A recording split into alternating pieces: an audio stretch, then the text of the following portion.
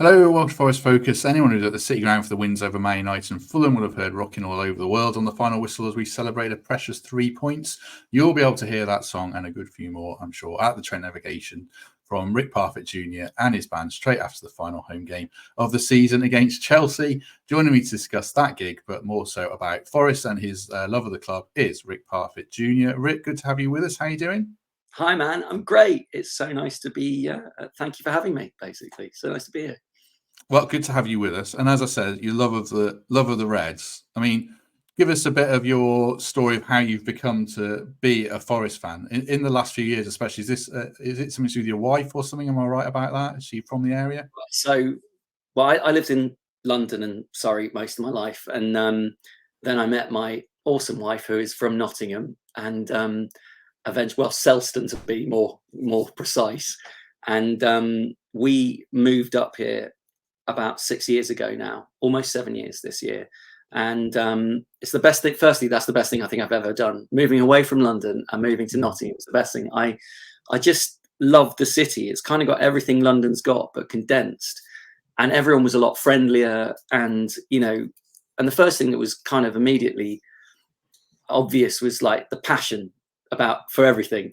People, they go out properly, they dress up properly, they go drinking properly, they party properly. It's amazing. And then obviously the Forest thing, and all of her fans, all of her family are Forest supporters, and they've all got season tickets in the Trent End and stuff. And so I've been a couple of times with them, and I wish I could have gone more, but it's with the band and with racing for the last. I literally retired from car racing last year. And so now I'm able to kind of put a lot more time and effort into actually properly supporting. So I'm a new supporter, but I love this city. I love the passion. And now that I've got time when I can actually get behind the Reds a lot better, I'm just really enjoying it.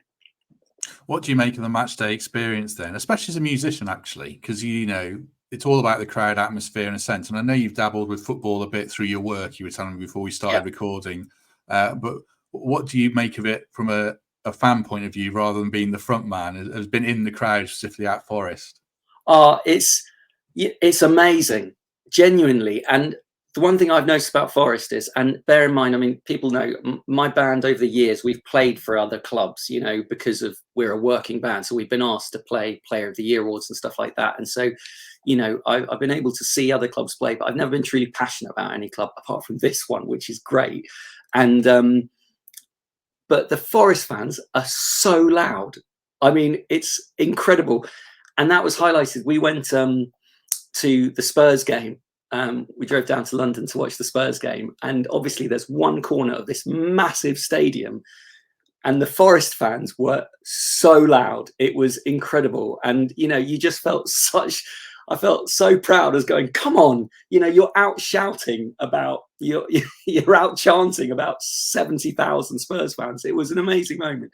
So that's kind of what I love about it. And also, the thing about the city is you can hear on match days, if you're not there, you can hear Mull of Kintyre and you can hear everything. And I just love that, so that's the thing about the city, is that, irrespective of whether you're there or not, you're still part of what's going on. And the team is so integral to that. And it's so nice to see everyone so happy when we do well, so yeah, I think it's amazing. The atmosphere is always amazing. And what I'm learning is that we have the best fans in the world. Simple as that. What's it like to hear rocking all over the world then at the end of a win? It must be a bit, I don't know, surreal or not, hearing that, your dad's song at the end of the game. Well, I mean, when I first heard it, I just felt immensely proud. It's a lovely moment. And obviously my dad isn't here anymore. He's, up there. And so anything that perpetuates his legacy is amazing. But to see it in an environment like that, where everyone's just joyous and happy and singing along, it just means more. And the fact, obviously, that Forest have taken it to their hearts, and to hear everyone. And I get sent, everyone tags me in every time, from whoever's there, whether it's the family or whether it's fans now. The Forest fans, they always tag me into stuff as well when it's being sung, and it was great. I was all set at Spurs, right? If we'd managed, because we were so good the first half, and I thought, we're going to do this, we're going to beat them. And I was all set to start singing it by myself and do a video, a live stream at the end of it. But it didn't quite work out. I was like, well, no one else is here is going to do it, so I'm going to do it. But it didn't come to that. But hopefully we can do it in the future. But yeah, it's an amazing thing, and I feel very, very privileged and honoured that my dad's legacy is in some way making people happy here in Nottingham. What's it like as well being obviously you're part of a family and your wife's family, but you're also in that extended family WhatsApp group now and that extended Forest family, because you were saying you were a racing driver. I know that's a team environment, but it's also quite a solitary existence. Is it nice being part of something now as well? Yeah, in racing, you're just so focused. And like I said, I raced for 12 years. I'm a two-time British GT champion. Still the only person to have won both GT4 and GT3 titles outright. And then I went into British touring cars, which some people may know, and did really badly in that, and realised that maybe the time's come to hang the helmet up. But yeah, it is. With touring cars more so than GTs, the fan base is crazy as well, and they are passionate. And it is a very similar thing to football, because you see the drivers' fans as opposed to the team's fans, obviously all around the circuit, and they are just as passionate online as as the football fans are. But obviously football is just way bigger, and so to be actually part of a bit of a movement, which I think this is, with Forest, it's a really cool thing. And it's nice that, when I'm just putting something up as well on Twitter or X or whatever it's called now, that everyone else is engaging and we start a conversation, and now obviously the algorithm just sends me everybody else, what everyone else is saying as well. And so you're right, you just get drawn in, and it's a great thing. And this is what I said about this city. It is a community. You're never far from anybody. It's not a massive city. It's obviously 1 mile square, in the middle, and so you feel like there is just a whole. This team brings everyone together, and there is a sort of a sense of togetherness and pride, which I don't think I've ever felt before in anywhere that I've lived, and that's why, yeah, it's great to be part of it. Do you get dragged into the social media madness around VAR decisions, club tweets, season ticket debates, and everything? Once you're in, I think, aren't you? I literally fell foul of that yesterday. I retweeted the official statement with like a pointer going this, because we were robbed as far as I'm concerned, but this is how much we're into it. So yesterday I had a Sunday lunch with the in-laws, but we had the radio on in the background, so we're sort of chatting away and listening. And so we had the whole game on. I think it was BBC Forest. I think BBC Nottingham was streaming it, and so yeah, we had it on all the way through lunch, and yeah, it's so we are properly invested as a family. It's great. But yeah, I did get, I felt a little bit aggrieved yesterday for sure. And so I did send that tweet out. But hey, let's see what happens. I don't think anything will happen. But you do kind of feel that the decisions have gone against us quite a lot this season. And I don't want to be a conspiracy theorist or anything, but I think we've got a little bit of a right to feel slightly aggrieved. Oh yeah, more than a little. It's been there's been so many. I'm not a conspiracy theorist either, but there's a long list of certainly where it's gone wrong. I mean, looking at the end of the season, then we're really hoping it's a party after the Chelsea game, and you've got I'm sure you have an excited crowd, but a happy crowd as well might make your job a little bit easier kicking off. What can fans expect if they come along to the Nav straight after the Chelsea game? Well, first of all, let's just hope we stay up, and hopefully that will be great, and then we can rebuild. I believe in Nuno. I think he will get hold of the squad, and I think if we stay up, we'll do way better next year, and hopefully we won't be in the position that we are this year. And of course, if we'd had those extra 4 points, that we'd have been all right so far. So it's a little bit annoying, isn't it? So from the Big Shed gig, I really wanted to, like you say, get a little bit involved in the community. And my band, we're opening the Isle of Wight Festival, we're second from top at Carfest, we're playing Camp Festival, we're headlining a load of other festivals, we're doing a lot of stuff this year. But I was like, wouldn't it be great to do something? And it just coincided with the owners of the Big Shed messaged me after they saw that I was getting involved on Twitter and stuff, you know, with the team. They said, would you be able to come and play this? And so I was like, yeah, let's do it. I went down, met with them, checked out the tech specs, and so I'll be bringing my band along. And you know, I just want to have a really nice sign off, and let's just have a party. That's what it's all about.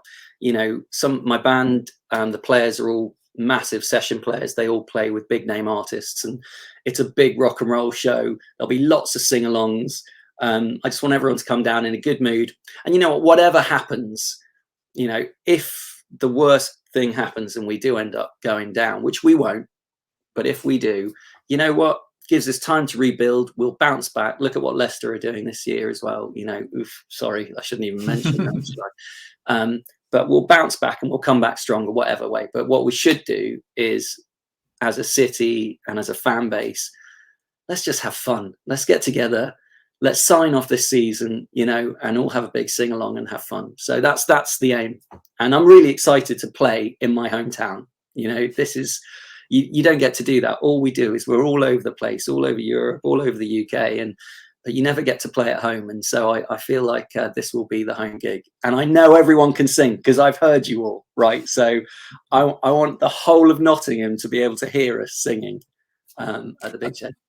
Just lastly, I mean, is a gig like this for you just fun? Because you mentioned like headlining the Isle of Wight and big festivals. I'm not headlining. Like that. No, headlining other festivals. Yeah, performing at the Isle of Wight Festival. You know, massive festivals, huge crowds. Yeah. This is a more intimate gig with a really kind of a boisterous crowd that will probably would it just be a lot of fun for you, something like this? To be honest, I'm more nervous about doing this than going out to, like, you know, big crowds, because this means more.